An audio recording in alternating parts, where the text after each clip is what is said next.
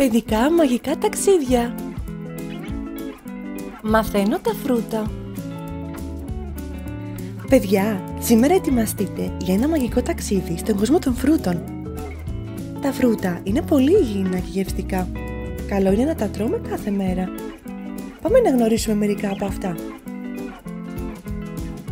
Πρώτα θα δούμε την μπανάνα. Η μπανάνα είναι κίτρινη.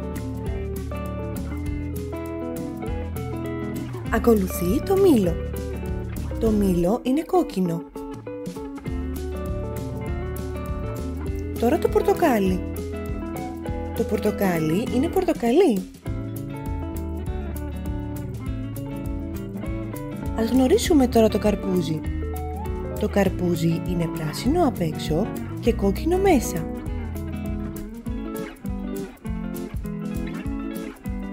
Πάμε τώρα να μάθουμε το σταφύλι. Το σταφύλι μπορεί να είναι μοβ, αλλά και πράσινο. Τελευταίο το αχλάδι. Το αχλάδι είναι πράσινο, παιδιά.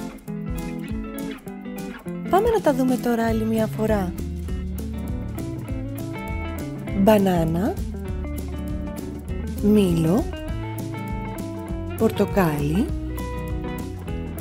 καρπούζι, σταφύλι, αχλάδι.